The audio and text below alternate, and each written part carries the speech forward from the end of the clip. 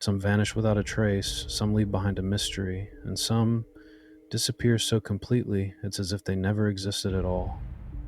Tonight, we bring you one of the strangest and most chilling missing persons cases in modern history. Stay until the end, but be warned, this story has no answers. The disappearance of Brandon Swanson, a mystery that defies logic. It was a quiet spring night in May of 2008.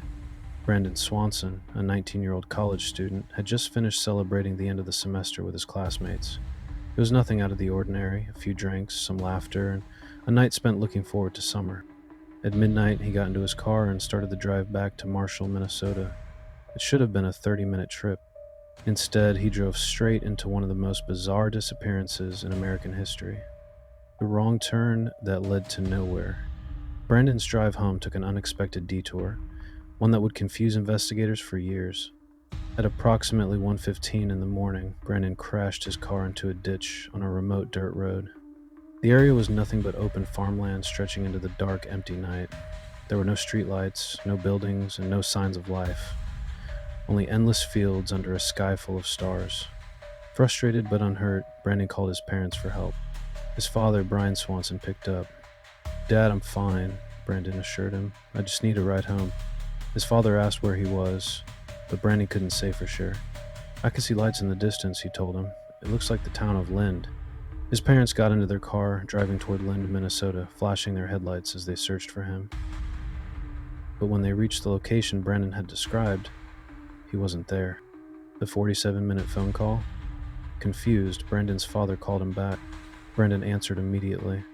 "I see you guys," he said. "Just keep flashing your lights."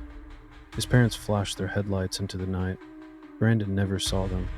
For 47 minutes, they remained on the phone. Brandon, frustrated, decided to start walking toward the town.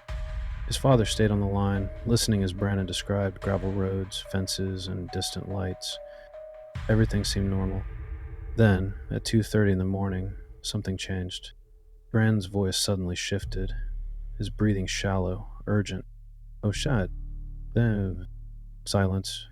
The call cut off. His parents called back, again and again. Brendan never answered, and he was never seen or heard from again. A search that led to nothing. His car was found the next morning, but nowhere near land. Instead, it was 25 miles away, near Taunton, Minnesota. There was no sign of struggle, no blood, no footprints leading away. Authorities launched an extensive search. Helicopters, tracking dogs, thermal imaging. Nothing worked. The dogs followed Brandon's scent, leading them through fields, over fences, toward a small river. Then, the scent vanished. It was as if he had walked into thin air. Theories that make no sense. Did he fall into the river? Some believe he slipped and drowned, but his body was never found.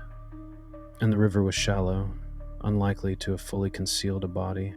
Did someone pick him up? Could a passing driver have abducted him? But there were no witnesses, no leads, no reports of a suspicious vehicle. Did he just vanish? His final words, the sudden cutoff, the missing footprints, it felt unnatural, as if Brandon Swanson had simply ceased to exist. The chilling questions that remain. Why did he sound startled before the call cut out?